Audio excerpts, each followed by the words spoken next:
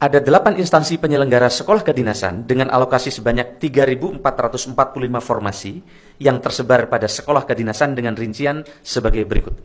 Kementerian Keuangan atau Politeknik Keuangan Negara atau STAN sebanyak 722 formasi. Kementerian Dalam Negeri, Institut Pemerintahan Dalam Negeri sebanyak 721.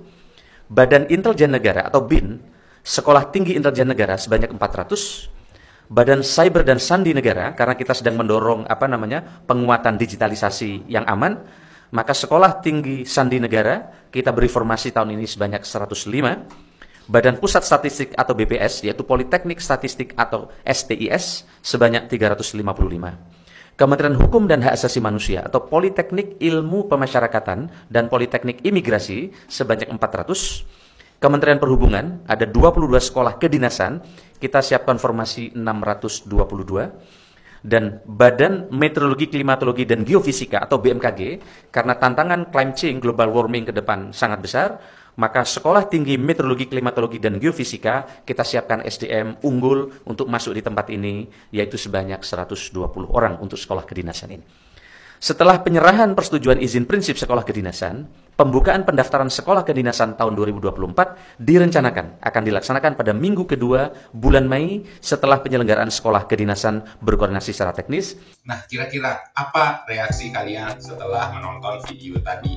Nah, jadi dari video itu kita bisa menebak nih atau memprediksi bahwa seleksi penerimaan calon taruna di sekolah kedinasan untuk seluruh wilayah Indonesia akan dibuka serentak minggu kedua bulan Mei ini, teman-teman ya. Jadi pastikan siapkan diri mulai sekarang karena waktunya tinggal sedikit lagi nih. Tidak ada kesuksesan yang instan, perlu ada persiapan-persiapan matang terkait dengan pembelajaran materi, kemudian strategi dalam pemilihan formasi supaya kalian bisa lolos menjadi taruna di tahun ini. Nah, pada video kali ini kita akan membicarakan terkait dengan tips dan trik sesuai dengan pengalaman kakak ya. Kira-kira apa sih yang harus kita lakukan agar bisa menjadi kandidat yang lolos tahun ini? Nah, jadi dari cuplikan video tadi kita bisa melihat bahwa untuk kuota formasi sekolah kedinasan Kementerian Perhubungan itu disediakan hanya 622 formasi saja di 21 sekolah kedinasan di bawah naungan Kementerian Perhubungan. Dan kalau kita kalkulasikan 622 dibagi dengan 21 sekolah kedinasan di bawah Kementerian Perhubungan, jika dibagi rata-rata satu sekolah akan mendapatkan 29 kuota saja, teman-teman ya. Dan tentu 29 kuota dari sekolah itu akan diperebutkan oleh putra-putri terbaik di seluruh wilayah Indonesia. Itu pun kalau dibagi secara rata ya, teman-teman ya. Kalau tidak dibagi secara rata, ada yang banyak, ada yang sedikit. Nah, tentu itu persaingannya akan semakin ketat bagi sekolah kedinasan Kementerian Perhubungan yang mendapatkan kuota sedikit. Nah, jadi kira-kira apa sih Kak tips dan trik kita dalam menghadapi seleksi penerimaan calon taruna tahun ini supaya kita bisa lolos? Nah, yang pertama, teman-teman harus tahu dulu konsepnya ya, bahwa penilaian utama di sekolah kedinasan, baik Kementerian Perhubungan, STAN, IPDN, dan lain-lainnya itu, yang memegang peranan penting penilaian utama adalah kesehatan dan psikotes. Sedangkan yang menentukan perankingan adalah nilai SKD, kesemaptaan, dan wawancara. Bedakan itu ya teman-teman ya. Jadi yang memegang peranan penting untuk kalian lolos itu adalah kesehatan dan psikotes. Nah, jadi banyak nih orang-orang yang masih belum tahu ya bahwa mereka terlalu mengabaikan terkait dengan kondisi fisik dalam hal kesehatan baik luar maupun jiwanya, yaitu terkandung dalam seleksi tes kesehatan dan psikotes. Karena kenapa teman-teman ya? Kalau nilai kalian sempurna, contoh ranking 1 di tes SKD, ranking 1 di tes kesemaptaan atau tes fisik, ranking atau paparan kalian pada saat tes wawancara kalian mendapatkan nilai terbaik, tetapi tes kesehatan kalian dan psikotes kalian tidak memenuhi persyaratan untuk menjadi seorang taruna, maka kalian akan gagal. Maka nilai-nilai tadi yang sempurna itu tidak akan ada artinya. Nah, jadi di sini tips yang pertama, silakan lakukan medical check up terlebih dahulu di rumah sakit TNI atau Polri, karena untuk tes kesehatan taruna di sekolah kedinasan biasanya berstandar TNI atau Polri ya teman-teman ya, itu yang pertama. Dan ini juga kejadian penting di mana adik bimbel kakak tahun lalu ya, dia sudah gagal pertama kali karena kakinya itu berbentuk X atau kelainan ya teman-teman ya, dan jarak antara kakinya itu melebihi 4 cm. Nah, hal ini dia ketahui setelah dia melakukan tes kesehatan dan gagal. Nah, akhirnya pada tes tahun berikutnya dia sudah mengetahui tentang kondisi fisiknya, lalu adik ini melakukan yang namanya terapi untuk kakinya, dan alhamdulillah pada tahun 2023 adik ini, yaitu adik bimbel kakak ya, yang akhirnya lolos di STIP karena kakinya itu sudah sembuh atau memenuhi persyaratan taruna. Nah, itu maksud kakak, poin kakak itu, daripada kalian baru mengetahui penyakit kalian itu pada saat tes kesehatan yang berakibat menggugurkan kalian, lebih baik kalian mulai sekarang melakukan medical check up terlebih dahulu. Nah, nanti kalau sudah terdeteksi terkait dengan penyakit-penyakit yang bisa menggagalkan kalian, kan bisa disembuhkan teman-teman. Jadi kalian tidak rugi waktu, tenaga, biaya seperti itu ya. Itu poin yang pertama. Kemudian poin yang kedua adalah terkait dengan psikotes. Nah, banyak orang yang hanya mencari tahu data terkait dengan tes-tes psikotes di internet atau media sosial. Jadi dia itu hanya bisa mengerjakan saja tanpa tahu konsep yang diinginkan sekolah kedinasan itu seperti apa. Nah, jadi teman-teman, kalau kalian tidak mengetahui tentang konsep dalam pengerjaan, contohnya tes menggambar ataupun tes psikotes lainnya, ya itu sama saja kalian bunuh diri, buang-buang waktu teman-teman ya. Jadi silakan bagi teman-teman yang masih belum mengetahui atau ingin memantapkan lagi terkait dengan menghadapi tes psikotes di sekolah kedinasan Kementerian Perhubungan, silakan kalian bisa mengklik link yang ada di media sosial kakak atau link yang ada di kolom komentar untuk bisa mendaftar di bimbingan belajar Bimbel Smart Solution untuk kelas psikotes dan wawancara yang akan dibuka bulan ini untuk gelombang 2 teman-teman ya. Kemudian tips yang kedua adalah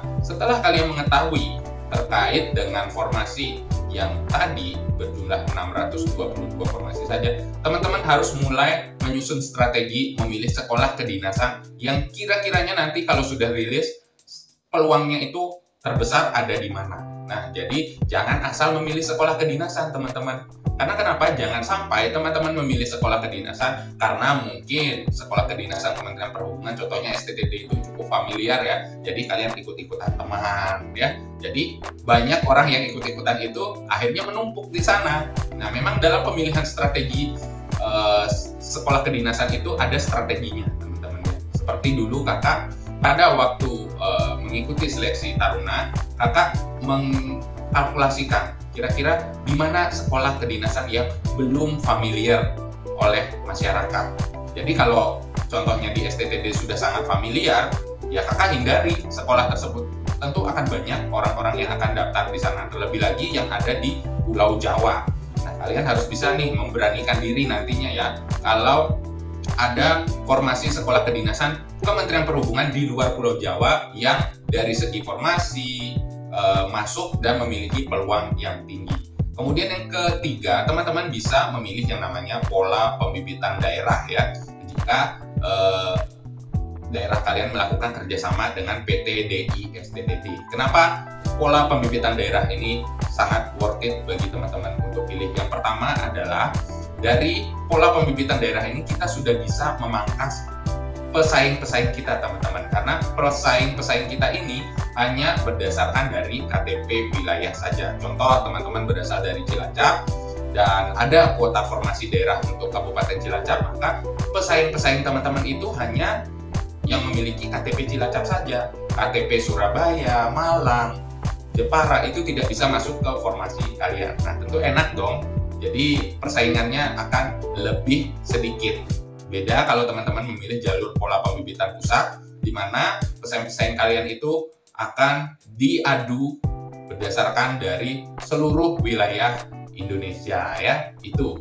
Kemudian yang keempat, teman-teman bisa menggunakan metode pemangkasan pesaing dengan menggunakan teknik tinggi badan. Nah, ini sebagaimana yang kita ketahui ya teman-teman ya, bahwa untuk sekolah kedinasan Kementerian Perhubungan memiliki standar tinggi badan minimal pria 160 cm dan minimal wanita 155 cm. Tetapi teman-teman, di Politeknik Penerbangan Indonesia Curug dan di Politeknik Perkeretaapian Indonesia Madiun itu ada jurusan-jurusan yang menambahkan standar tinggi badan menjadi atau ditambahkan 5 cm. Contohnya untuk pria yang tadinya 160 menjadi 165, dan untuk wanita yang tadinya 155 cm menjadi 160 cm. Jadi kalau teman-teman ingin menggunakan metode memangkas pesaing kalian menggunakan tinggi badan, teman-teman bisa mendaftar di PPI Madiun atau di PPI Curug ya teman-teman ya. Karena kenapa?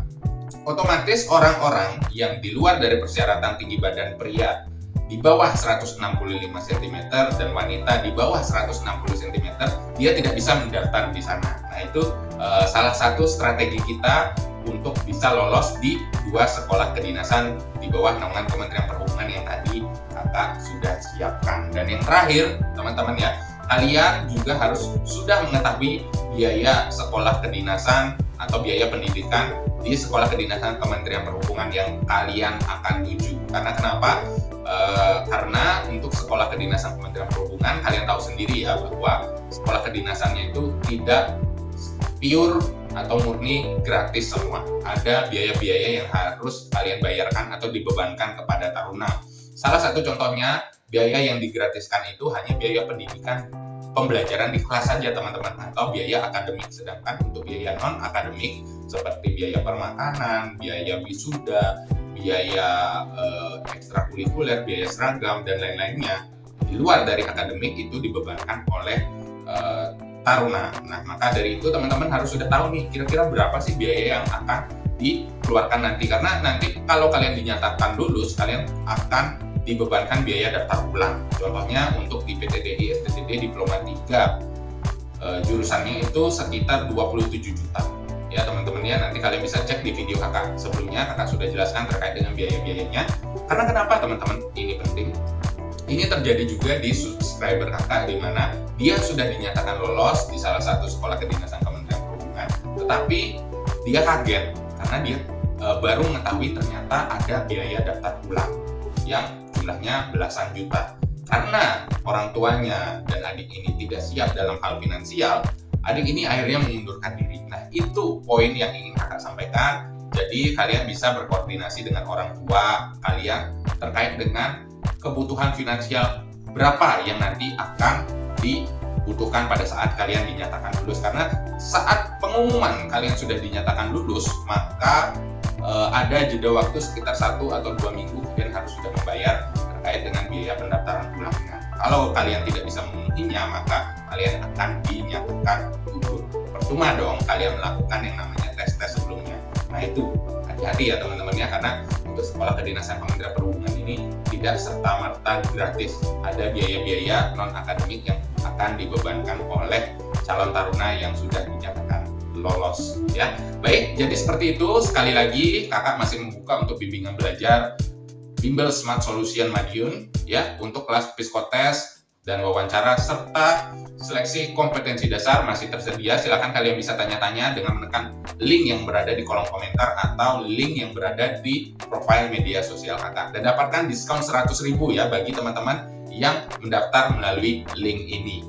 Jadi demikian dulu untuk video kali ini. Sampai jumpa di video selanjutnya, dan kakak harapkan dan doakan semoga kalian lolos di seleksi tahun ini menjadi taruna.